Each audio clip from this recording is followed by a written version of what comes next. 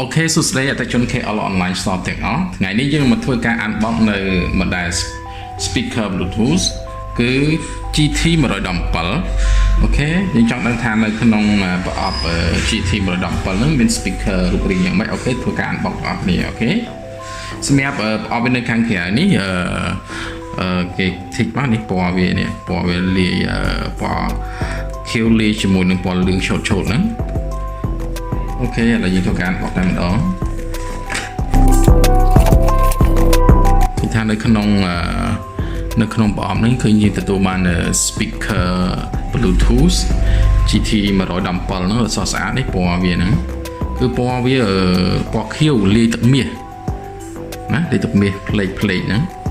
អូខេហើយយើងមើលលើ speaker ផងយើងនេះកន្លែងនេះគឺកន្លែងដែលយើងអាចសាកថ្មបាននេះហ៊ុនវាដោតសាកថ្ម micro USB នេះកន្លែងហ៊ុនវាហ្នឹងអូខេហើយក្នុងហ្នឹងយើងអាចប្រើបានជា memory យើងអាចដាក់បានដែរplug យើងអាចប្រើបានជាមួយនឹង speaker ហ្នឹងដែរហើយយើងវាមានរុន AUX មួយទៀតសម្រាប់យើងតចេញពី device ផ្សេងចូលមក speaker ហ្នឹងបានដែរអូខេចំពោះកន្លែងនេះវិញគឺប៊ូតុងអានេះអក្សរ M ហ្នឹងគឺ Stereo Mode ណា Stereo Mode យើងដូរ mode ទៅជា mode Bluetooth mode AUX អញ្ចឹងទៅហើយកន្លែងនេះគឺសញ្ញាបូកដកហ្នឹងទៅឡើងពលីមហើយនឹងជាមួយយើងដូរបត់ក៏យើងចុចលើហ្នឹងដែរយើងចុចឲ្យជាប់អញ្ចឹងទៅឡើងឬក៏បន្ថយអញ្ចឹងទៅសម្រាប់សញ្ញាបូកដកហ្នឹងយើងចុចមួយគឺខាបត់ចម្រៀងទៅមុខទៅក្រោយឆ្វេងអញ្ចឹងណាអូខេឥឡូវនេះឡើងប៊ូតុង power ផងវាអូខេយើងធ្វើការបើកតែម្ដងចុចឲ្យវាជាប់មក Bluetooth mode អូខេនេះ mode វា mode Bluetooth អាឡែងអក្សរ M ហ្នឹងគឺសម្រាប់ select mode វាយើងទៅ Bluetooth mode ឬក៏ទៅ mode ផ្សេងទៀតឥឡូវចុច M វាបានឆ្នៃពណ៌សបានបីសបីបានក្នុងតាម Bluetooth mode ហើយនៅក្នុងប្រអប់នោះដែរយើងទទួលបាននេះឆ្នាំងខ្សែឆ្នាំងសាកវាណា micro USB ហើយនឹងខ្សែ AUX ណាខ្សែ AUX ហ្នឹងសម្រាប់ថាយើងចង់ដោតសម្រាប់បងប្អូនចង់ស្ដាប់វិទ្យុអីបងប្អូនអាចយកខ្សែ AUX ហ្នឹងដោតវាមកអញ្ចឹងទៅ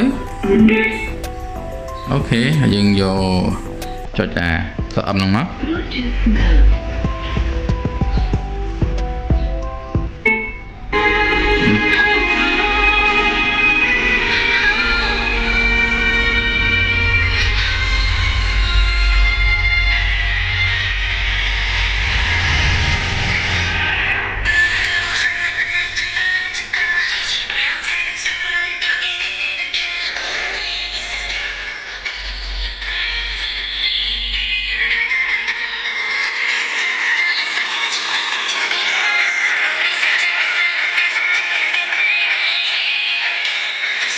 អូខេ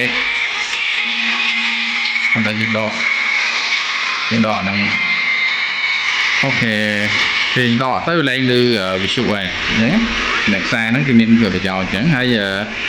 អានេះយើងដូរមក Bluetooth យើងវិញអូខេសម្រាប់បងប្អូនបើមាន speaker មួយនេះគឺយើងអាចចាក់បទចម្រៀងក៏បានស្ដាប់វិទ្យុក៏បានអូខេសំឡេងឮប្រុសល្អអូខេការចាប់វិទ្យុផងវាក៏បានច្បាស់ដែរអូខេឥឡូវយើងធ្វើការ test ជាមួយនឹង Bluetooth តែម្ដងណា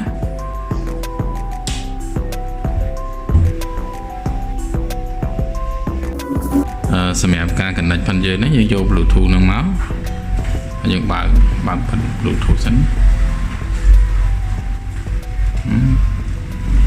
នេះ TG 17យើងហ្នឹងយើងចុច connect មកអូខេ